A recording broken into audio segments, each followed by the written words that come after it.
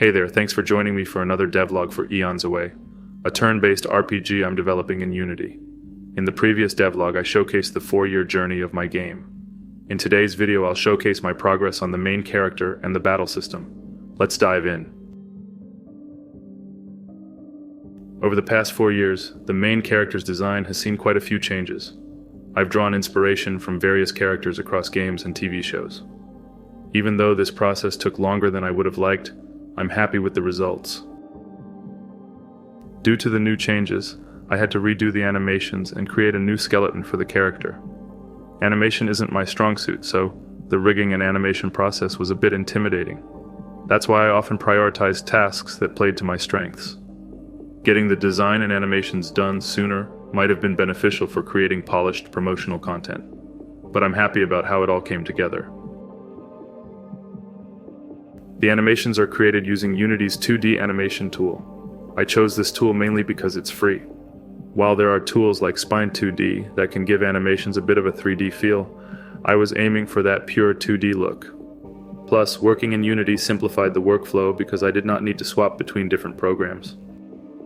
So I started by importing a Photoshop document into Unity as a PSB file, ensuring all layers were correctly positioned upon import. I then converted this into a prefab and dived into Unity's sprite editor. While it's possible to animate without setting up a character's skeleton, it makes the workflow much more complex. So I began creating bones that would serve as the character's skeleton. Once I had the skeleton in place, I added some geometry to the sprites. This introduced vertices which allowed the sprites to bend and deform. To get the bones to affect the different sprites, I used the bone influence option. By assigning weights to the sprites, you can dictate the extent of their influence. These weights allow the bones to naturally bend and deform the sprites. I used the auto weights option and made adjustments where necessary.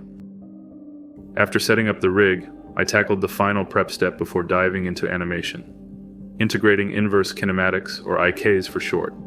This limits the way certain bones can move. I applied IKs to the arms and legs to prevent unnatural twisting. With that done, the character was ready for animation.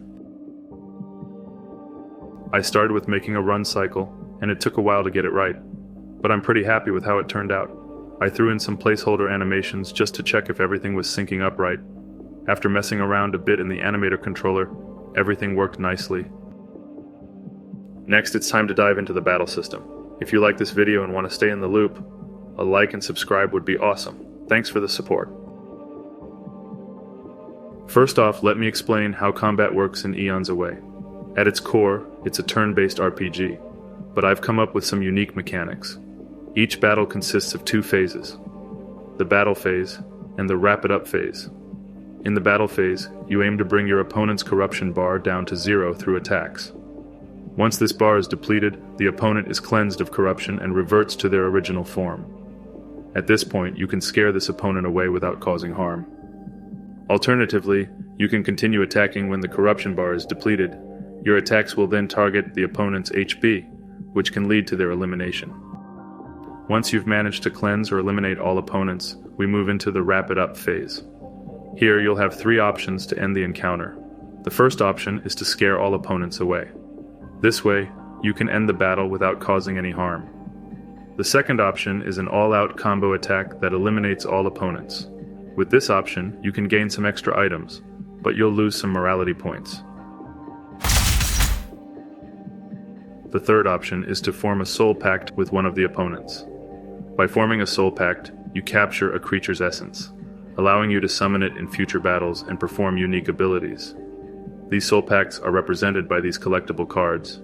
You can equip up to 3 of them to summon the creatures they represent in battle. Summoning regular enemies costs some MP, but when you want to summon a superior soul pact like this boss, you've got to charge up your soul charge bar. This bar gradually fills as you participate in battles during your journey.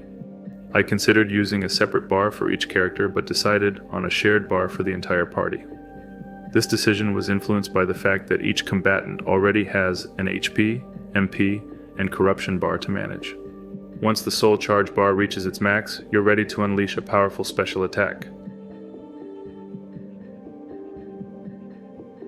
I've also created new status effects icons.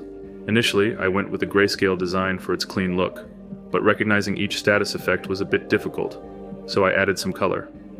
I'll probably add new status effects in the future, but this will do for now.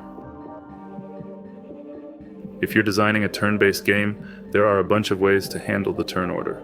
I played around with different concepts, but the charm of a time bar really stood out. It's not something you see often in RPGs, so it seemed worth exploring.